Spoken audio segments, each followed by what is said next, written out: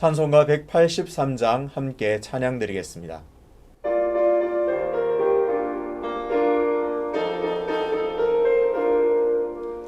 빈들의 마른 풀같이 시들은 나의 영혼, 주님이 약속한 성령 간절히 기다리네.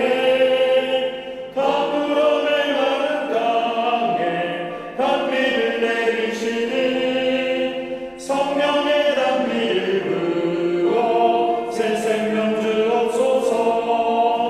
반가운 빗소리 산천이 춤을 추네. 복비로 내리는 성령 내게로 주옵소서. 가물어내 마른 땅에 단비를 내리시니 성령의 단비를 부어 새 생명 주옵소서. 절 따라 우로를 내려 조목이 부서가니 밝은 내 심령 위에 성령을 부으소서. 가물어내 마른 땅에 단비를 내리시니 성령의 단비를 부어 새 생명 주옵소서. 참되신 사랑의 언약 어길 수 있사오랴. 오늘의 흡족한 주실 줄 믿습니다. 가물어내 마른 땅에 단비를 내리시니 성령의 단비를 부어 새 생명 주옵소서. 아멘. 함께 기도하겠습니다. 아버지 하나님, 은혜와 사랑을 감사합니다. 2021년도 우리를 지켜주시고 인도하여 주시고 새해를 활짝 밝게 열어주심을 감사합니다. 벌써 1월 중순이 되었는데 우리의 모든 다짐과 결심과 소원들이 그대로 응답되고 하나님께 삶으로 영광 올려드리는 복 허락하여 주시옵소서. 하나님, 우리에게 특별히 지혜를 주시고 분별력을 허락하여 주시옵소서.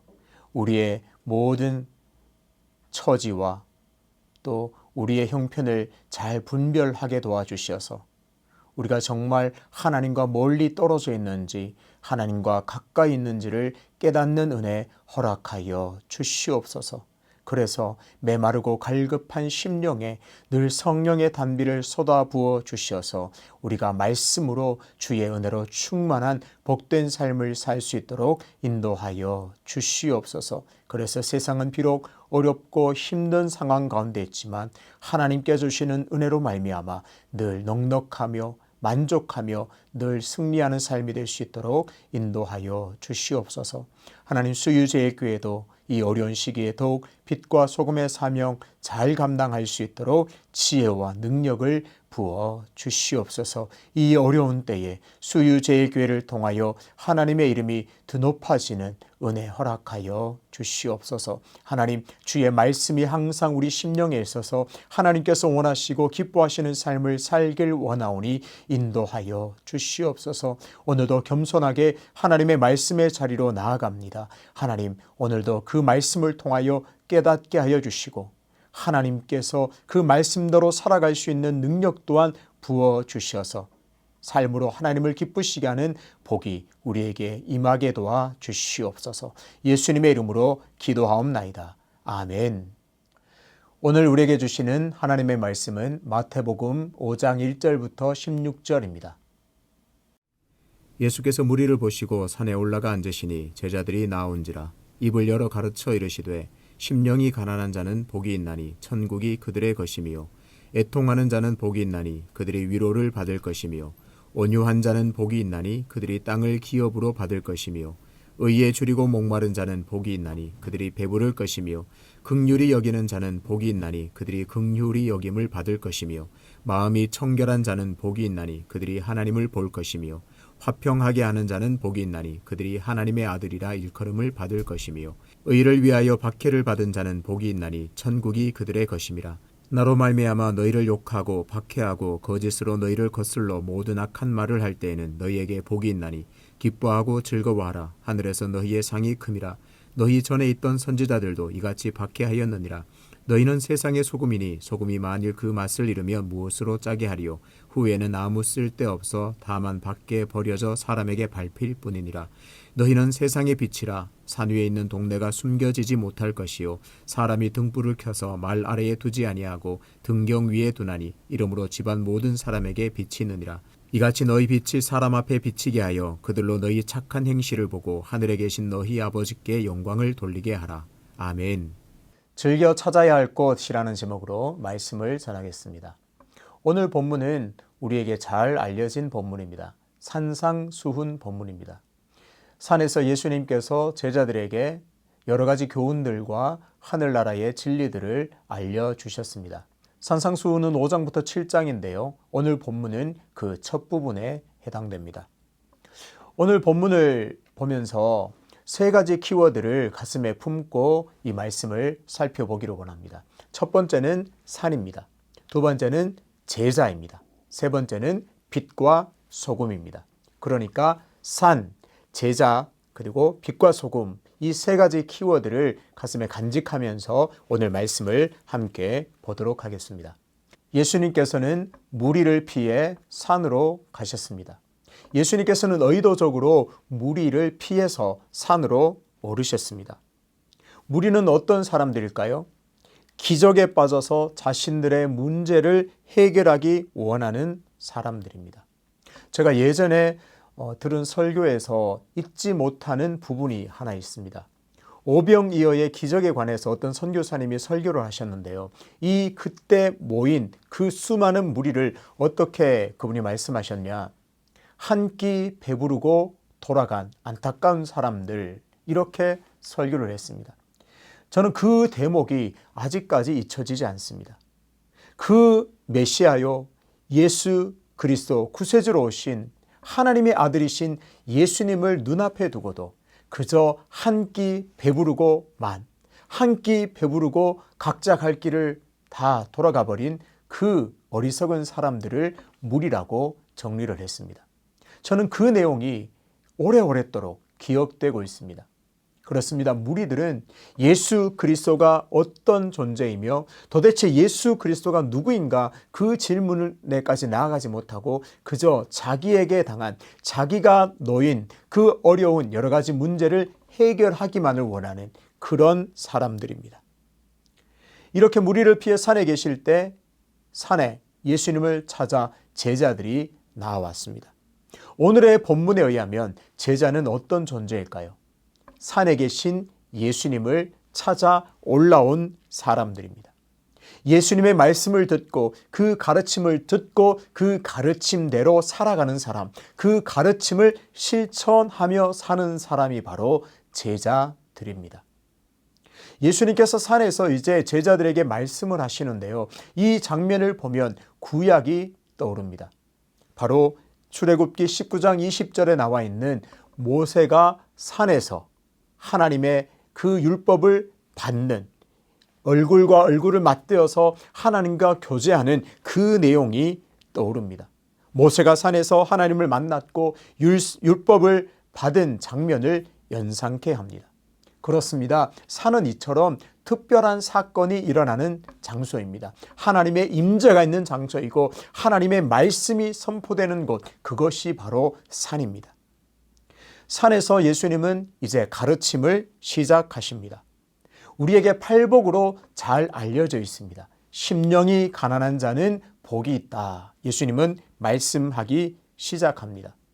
오늘 팔복이라서 8가지 복이 나오는데요. 이 팔복의 핵심을 정리하면 이렇게 할 수 있습니다. 하나님의 복음을 듣고 회개하여서 그 삶을 돌이켜서 천국에 들어갈 준비를 하는 사람이 복이 있다. 그렇게 정리합니다. 예수님은 그 사람이 복이 있다. 그렇게 말씀합니다.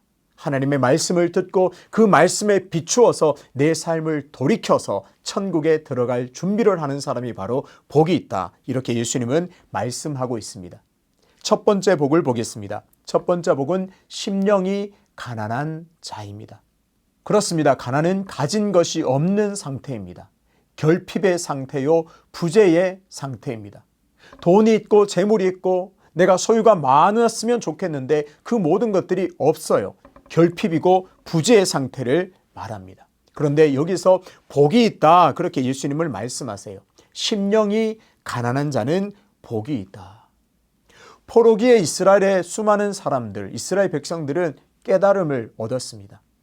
우리가 많이 가지고 많은 것을 소유했다고 여겼는데, 부족함이 없다고 여겼는데, 가장 중요한 하나님께서 계시지 않으면 우리는 불행할 수밖에 없구나, 망한 인생이구나, 이것을 깨달았습니다. 그래서 사람들은 하나님을 그때부터 찾기 시작했습니다. 회복되기 시작했습니다. 그래서 하나님의 은혜를 다시 누리게 되었습니다. 그렇습니다. 심령이 가난한 자는 복이 있다는 말은 나에게 모든 것들이 다 있어도 하나님이 없으면 소용이 없습니다. 이 고백하는 자가 복이 있다는 말입니다. 하나님이 없으면 안 된다고 고백하는 사람입니다. 하나님이 없으면 내 인생이 불행할 수밖에 없습니다. 고백하는 사람입니다. 이런 사람이 바로 복이 있습니다. 그들은 천국이 바로 그들의 것이 됩니다. 사랑하는 성도 여러분, 2021년도 이제 첫 달을 보내고 있는데요. 이 2021년 동안 내내 심령이 가난한 자가 되기를 축복합니다. 하나님, 내게 다른 것 다 없어도 됩니다. 극단적이지만 다른 것 다 없어도 됩니다. 하나님이 계시면 됩니다. 그러면 나는 만족하겠고 하나님 두려울 것이 없습니다. 이 정말 간절한 고백, 진심의 고백을 드리면서 살아가시기를 축복합니다. 그러면 진정 복 있는 자가 되어 천국이 늘 임하고 천국을 누리게 될 줄로 믿습니다. 두 번째 복은 애통하는 자입니다. 애통하는 자가 복이 있다고 말합니다. 이 말씀은 이사야 61장 2절을 근거로 하고 있는데요. 61장 2절을 제가 읽습니다. 여호와의 은혜의 해와 우리 하나님의 보복의 날을 선포하여 모든 슬픈 자를 위로하되. 그렇습니다. 애통하는 자는 누군가? 포로기에 하나님의 회복을 기다리다가 박해를 받은 자를 말합니다. 하나님의 날이 임하여 하나님의 날이 회복되어 이 땅의 회복을 기다리다가 박해를 받는 그런 자, 슬피 우는 자를 말합니다. 이런 자에게 하나님께서 결국은 위로를 허락하십니다. 그렇습니다. 우리는 살아가면서 어려움을 당하거나 슬픈 일이 참 많습니다. 그럴 때 하나님께 애통해 하는 자, 하나님께서는 그를 복된 자로 여기시고 하나님께서 크신 위로를 주실 줄로 믿습니다. 세 번째 복은 온유한 자입니다. 온유한 자가 복이 있다고 예수님께서 말씀하십니다. 처음에 산은 구약의 모세가 하나님을 만난 그 장소, 그 사건과 연결된다고 말씀을 드렸습니다. 산은 특별한 장소이고 하나님의 말씀이 있는 것이고 하나님을 만날 수 있는 곳이라 구약과 연결된다고 했습니다. 여기서도 마찬가지입니다. 온유한 자라고 하면 구약의 위대한 지도자 모세가 떠오릅니다. 민수기 12장 3절을 제가 읽겠습니다. 이 사람 모세는 온유함이 지면의 모든 사람보다 더하더라. 아멘. 당시의 모세는 미리암과 또 아론의 공격을 받았습니다. 미리암과 아론은 그 모세의 자격을 비난하면서 또 문제 삼으면서 대항을 했습니다. 들고 일어났죠. 그런데 모세는 그 아론과 미리암의 그 비난과 그 공격에도 아랑곳 하지 않고 가만히 있었습니다. 왜 가만히 있었을까요? 하나님께서 나를 변호하시고 하나님께서 이 모든 문제를 판단하실 것을 믿었기 때문에 그는 아무 말하지 않고 잠잠할 수 있었습니다. 그런 모세를 보고 하나님께서는 온유함이 지면의 어떤 사람보다 더하더라. 그렇게 높이 평가하고 있습니다. 당시 로마 사회에서는 자신감, 강함이 미덕으로 여겨졌습니다. 뭔가 자신감을 가지고 강한 힘을 갖고 무언가를 성취하고 무언가를 이루어내야 된다고 생각했습니다. 그것이 좋은 것으로 여겨졌습니다. 그런데 예수님께서는 온유한 자가 복이 있다 말씀하십니다. 그래서 하나님의 판단과 변호를 신뢰하면서 끝까지 참는 자, 그러니까 온유한 자는 자연스럽게 인내로 연결됩니다. 하나님을 믿기에, 하나님을 신뢰하기에 하나님께서 결국 판단하시고 하나님께서 나를 결국 변호하실 것을 믿기 때문에 그는 잠잠히 인내할 수가 있습니다. 이렇게 온유한 자는 결국 땅을 기업으로 받게 됩니다. 네 번째 복은 의에 줄이고 목마른 자입니다. 의라는 것은 성경이 말하는 의는 하나님과 관계가 바르게 맺어지는 것, 그리고 하나님께서 기뻐하시는 성품으로 빚어지는 것, 또 하나님께서 원하시는 정의로운 사회가 되는 것, 이것이 바로 의로 표현되었습니다. 그러니까 의에 줄이고 목마른 자는 하나님의 뜻에 맞는 의로운 세상이 임하기를 간절히 원하는 자가 됩니다. 그런데 사람은 이런 거룩한 것들을 갈망하지 않은 것 같습니다. 나의 소유가 많아지고 내가 원하는 목표가 성취되기를 갈망하면서 살아가게 되지요. 그런데 산에서 제자들에게 가르치시는 이 말씀을 오늘 우리가 가슴에 새겨서 하나님, 다른 어떤 갈망들보다 하나님의 뜻에 맞는 의로운 세상이 이 땅에 임하기를 제가 간절히 원합니다. 이런 의에 줄이고 목마른 자가 되기를 주님의 이름으로 축복합니다. 그렇게 의에 줄이고 목마른 자는 결국 배가 부르게 됩니다. 하나님이 주시는 참 만족과 행복을 마음껏 누리게 되는 것이죠. 다섯 번째 복은 긍휼히 여기는 자입니다. 긍휼히 여기는 자는 좀 깊이 그 의미를 살펴보면 내가 어렵습니다. 고통스럽습니다. 눈물로 밤을 지새워야 하는 힘든 가운데 있습니다. 그런데 그 고통과 내가 겪는 고통과 어려움에 머물지 않고 눈을 돌려서 나와 같이 어려움 가운데 있는 그 처지에 놓인 사람들을 불쌍히 여기는 것, 그것이 오늘 본문이 말하는 긍휼히 여기는 자입니다. 나는 평안하고 나는 괜찮으니까 정말 어렵고 힘든 사람을 도우는 것도 긍휼을 베푸는 자이겠죠. 그런데 나도 어렵고 힘들지만 나와 같은 처지에 있는 사람을 돌아보는 그것을 긍휼히 여기는 자라 성경은 말하고 있습니다.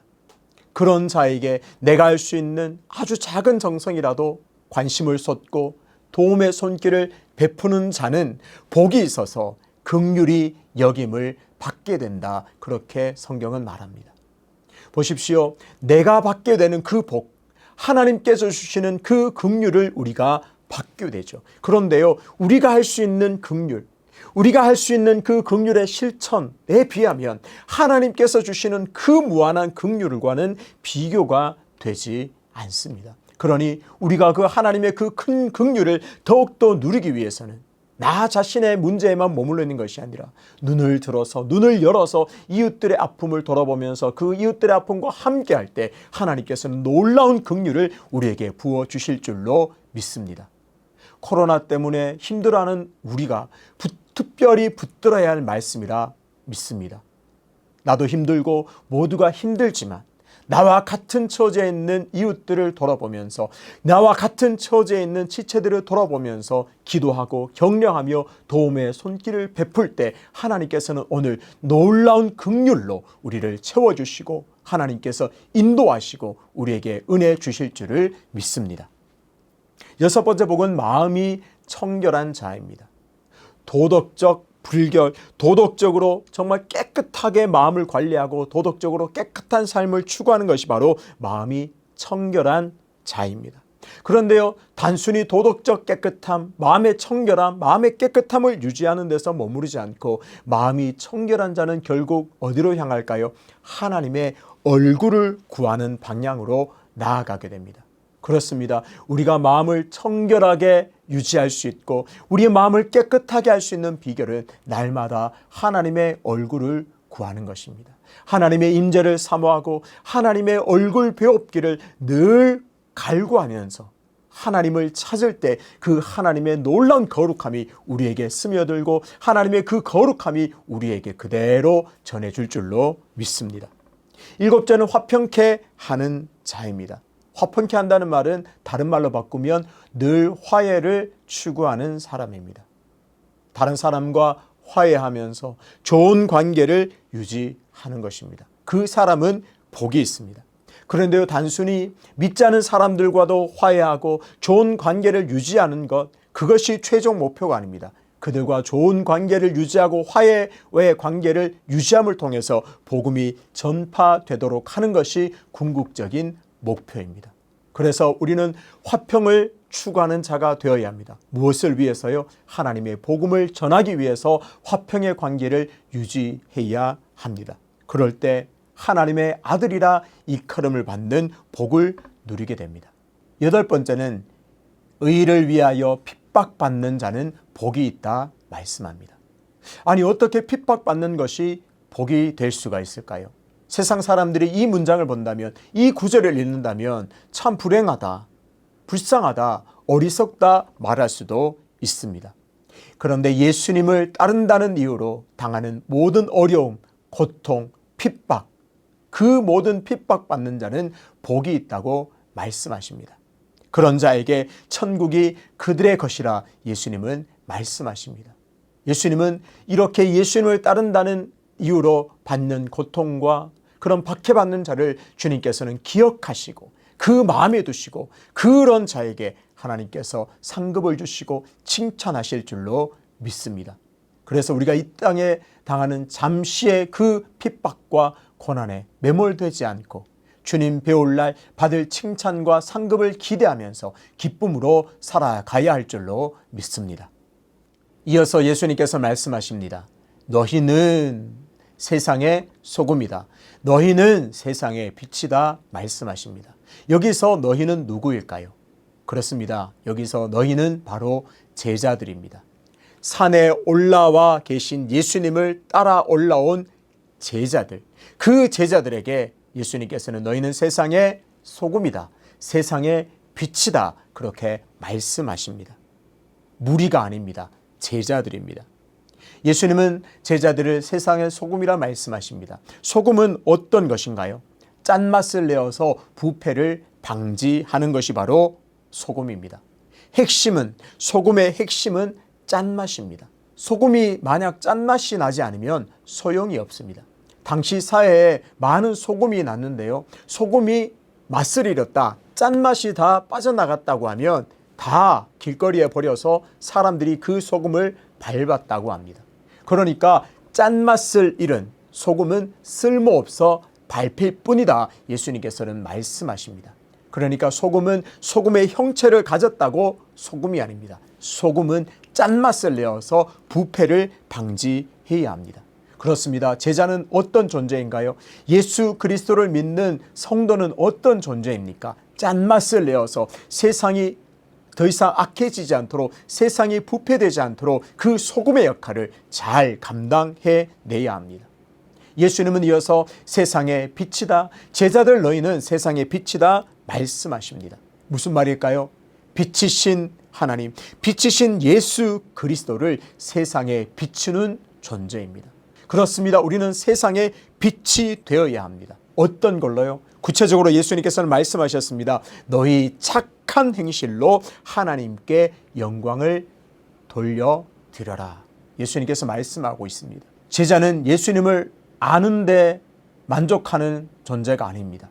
예수님을 알고 그 가르침을 잘 알고 잘 암송한다고 해서 제자가 아닙니다. 제자는 그 착한 행실로 하나님께 영광 올리는 데까지 나아가야 제자의 본분을 다했다고 말할 수가 있습니다. 그러니까 우리가 인생의 목적이 무엇입니까? 하는 답변에 우리는 그렇게 답하고 있습니다. 하나님을 영화롭게 하며 영원토록 그를 즐거워하는 것입니다. 이것이 믿는 자의 삶의 본분임을 우리는 다시 기억해야 합니다. 그렇다면 착한 행실이란 것이 도대체 무엇일까요? 바로 오늘 5장부터 시작되는 이 산상수훈의 그 가르침을 삶을 통해서 실천해 내는 것, 그것이 바로 착한 행실입니다. 내 기준으로 착한 일, 내가 옳다고 여기는 그 착한 일이 아니라 예수님께서 명령하시고 예수님께서 가르치시는 이 산상수훈의 가르치심들, 교훈들, 이 명령들을 잘 실천하는 것이 바로 착한 행실입니다.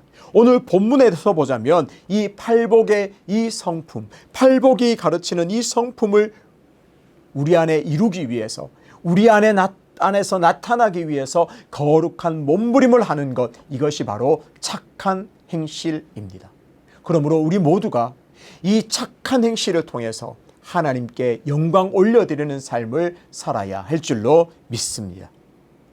오늘 본문에서 예수님이 어디에 계신가를 우리는 기억해야 합니다. 예수님은 어디에 계셨죠? 예수님은 산에 계셨습니다. 산은 특별한 사건이 일어나는 장소입니다. 산은 예수님께서 오늘 나에게 말씀하시는 장소입니다.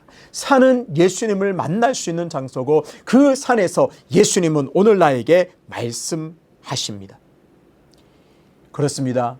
오늘 우리는 예수님을 만나기 위해서 산으로 올라가야 합니다. 산에 오른다는 것은 고단한 일일 수 있습니다. 고생스럽고 힘든 일일 수가 있습니다. 하지만 제자는 예수님을 만나야 합니다. 제자는 예수님의 말씀을 들어야 합니다. 그리고 그 가르침대로 그 가르침을 삶으로 살아나기 위해서 거룩한 몸부림을 쳐야 합니다. 오늘 팔복의 말씀 중 한 가지라도 굳게 붙잡고 실천하기 위해서 우리는 몸부림 쳐야 합니다. 우리가 예수님의 제자라고 하는 확신이 있다면 우리는 그렇게 살아가야 합니다. 그렇게 오늘 나의 산에 올라 한 말씀 한 말씀 실천하며 살 때 천국이 나에게 임하는, 예수님께서 약속하신 그 놀라운 복이 나에게 임하는 그런 놀라운 은총이 있을 줄로 믿습니다. 현대인들은 참 바쁘다고 말합니다. 우리가 분주하면 우리 눈에 산이 보이지 않을 때가 많습니다. 이제 눈을 들어 산을 볼 수 있는 최소한의 여유를 가져야 합니다. 시간에 11조를 드리는 심정으로 매일 산을 올려다보면서 산에 오르는 수고를 해야 합니다. 오늘 여러분의 삶의 자리에서 산은 어디입니까? 내가 마련한 기도의 처소일 수 있고, 내가 거실 테이블일 수 있고, 내 방 구석 상 펴놓은 그 자리가 될 수 있습니다. 오늘 나의 산이 어딘가 그것을 발견하고 그 산에 오르는 수고를 회복하시기를 주님의 이름으로 축복합니다. 예수님 말씀이 없으면 살 수 없다는 그 가난한 심정으로 오늘 다시 나에게 주어진 산에 올라서 참 만족, 복을 마음껏 받아 누리는 삶이 되시기를 주님의 이름으로 축복합니다. 아버지 하나님, 우리가 바쁘다는 핑계로, 피곤하다는 핑계로 산에 오르는 것을 멈추고 있지 않은지 오늘 말씀을 통해 분별하기를 원합니다. 하나님, 다시 산에 오르는 수고를 시작하기를 결단합니다. 그래서 그 산에 올라 주님의 말씀을 들으며 기억하며 그 말씀을 삶으로 실천하는 삶을 다시 살기를 원하오니 은혜 내려 주시옵소서. 그래서 말씀을 실천하며 말씀을 통해 그 행함을 통해 하나님께 영광 올리는 삶을 살기를 원하오니 우리를 인도하여 주시옵소서. 연하여 주님 가르치신 기도로 기도하오니 하늘에 계신 우리 아버지, 아버지의 이름을 거룩하게 하시며 아버지의 나라가 오게 하시며 아버지의 뜻이 하늘에서와 같이 땅에서도 이루어지게 하소서. 오늘 우리에게 일용할 양식을 주시고 우리가 우리에게 잘못한 사람을 용서하여 준 것 같이 우리 죄를 용서하여 주시고 우리를 시험에 빠지지 않게 하시고 악에서 구하소서. 나라와 권능과 영광이 영원히 아버지의 것입니다. 아멘.